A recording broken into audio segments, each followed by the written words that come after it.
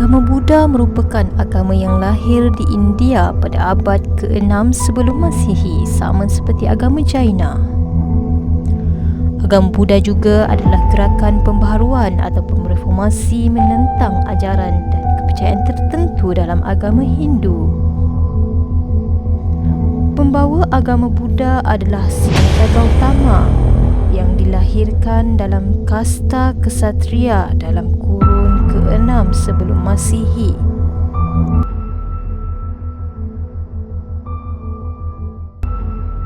Agama Buddha tidak mempercayai kepada konsep roh. Mereka mempunyai konsepsi tersendiri berkenaan dengan hakikat penciptaan manusia dan juga konsep roh. Doktrin ini dinamakan sebagai doktrin anatta. Maka persoalannya, bagaimana dan daripada apakah manusia diciptakan jika roh ini tidak wujud? Maka Buddha mempunyai jawapannya yang tersendiri, bagaimana dan daripada apakah manusia itu diciptakan. Menurut Buddha, manusia diciptakan daripada 5 skandha ataupun elemen yang tersebut. Yang pertama adalah tubuh badan ataupun jasad, yang kedua adalah fikiran, yang ketiga adalah perasaan, yang keempat adalah fitrah ataupun sifat dan naluri, yang kelima adalah kesedaran.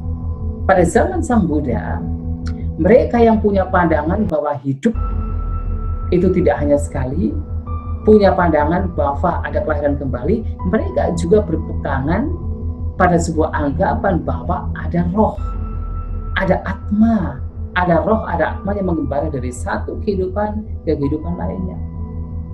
Nah, ini pun juga ditolak oleh Sang Buddha. Sang Buddha menunjukkan bahwa ada kelahiran kembali, tetapi di saat yang sama, Sang Buddha juga menolak keberadaan adanya atta, adanya atma, adanya roh yang mengembara dari satu kehidupan lainnya. Karma dalam bahasa Sanskrit, ia membawa maksud hukum, sebab dan akibat. Di dalam bahasa Pali, ia disebut sebagai karma. Di dalam agama Buddha, karma membawa makna tindakan dan perbuatan. Terdapat 2 jenis karma. Yang pertama, karma baik. Contohnya adalah seperti tolong-menolong, berlaku adil, bercakap benar dan sebagainya. Yang kedua adalah karma buruk. Contohnya adalah seperti bercakap bohong, mencuri, membunuh dan sebagainya. Seterusnya, tindakan buruk yang telah dilakukan oleh seseorang pada kehidupannya yang lepas akan memberi kesan pada kehidupannya pada masa kini, dan perbuatan buruk yang dilakukan pada masa kini akan memberi kesan pada kehidupannya yang akan datang. Maka jelas di sini bahawa perbuatan buruk akan dibalas buruk, manakala perbuatan yang baik akan dibalas baik. Karma tidak membezakan orang-orang yang berpangkat tinggi dan orang-orang yang berpangkat rendah, orang yang sihat dan yang sakit. Tidak membezakan juga orang yang cantik ataupun tidak cantik, dan orang yang miskin maupun orang yang kaya. Jadi, teori karma adalah seperti teori sebab dan akibat, tindakan dan tindak balas.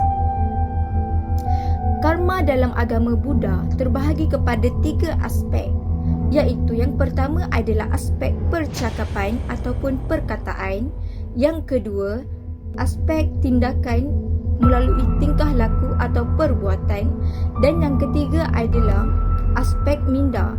Di antara ketiga-tiga aspek ini, aspek minda merupakan aspek yang paling penting kerana ia merupakan tindakan mental ataupun pemikiran seseorang yang tidak dapat dikawal oleh sesiapa pun. Maka jelas di sini bahawa jika seseorang itu mempunyai rasa prasangka buruk terhadap orang lain, ia akan mendapat balasan pada masa hadapan. Karma actually means action, action of the body, action of the mind, and a cause and effect. We call law of cause and effect. Whatever we do with our bodies, and whatever we think about things in our mind, how we perceive, how we judge, how we interpret things, that has effect in our mind and effect on our daily life, and that's why we call cause and effect. Nirvana ialah kebebasan atau keterangan abadi yang diperoleh melalui 4 kebenaran mulia, the Four Noble Truths, dan 8 jalan lapis mulia, iaitu the Eightfold Path. Setelah seseorang penganut agama Buddha itu terperangkap di dalam samsara, iaitu kelahiran semula yang berulang-ulang dan tidak berkesudahan. 4 kebenaran mulia tersebut adalah kebenaran tentang kehidupan ini merupakan suatu penderitaan, kebenaran tentang punca terjadinya penderitaan, kebenaran tentang berakhirnya penderitaan, dan kebenaran tentang jalan yang membawa kepada berakhirnya penderitaan tersebut. In Buddhism, we speak of Nirvana, which is the cessation of all suffering. Nirvana means the cessation, the extinction of all suffering. The Four Noble Truths is about how to free oneself from suffering. Because it's understood that man wish for every sentient beings is to free oneself from all kinds of suffering, pain, and dissatisfaction. Jalan 8 lapis mulia ini termasuk dalam kebenaran yang keempat. Ia boleh diibaratkan seperti peta jalan, sebuah pandukan peta yang ditunjukkan manusia mampu tiba di destinasi yang ingin dituju. Sebegitulah halnya bagi mencapai nirvana dengan mengakhiri segala penderitaan atau kesusahan hidup sekarang dan juga selepas kematian, ini samsara. Manusia perlu mengamalkan 8 perkara. Pandangan yang betul, fikiran yang betul, pertuturan yang betul, pekerjaan yang betul, perbuatan yang betul, usaha yang betul, kesedaran yang betul, dan tumpuan yang betul.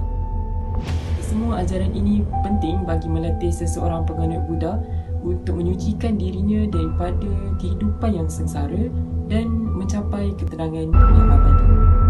Secara kesimpulannya, agama Buddha mempercayai adanya balasan baik dan buruk bagi setiap perbuatan, sama ada melalui percakapan, tingkah laku ataupun fikiran.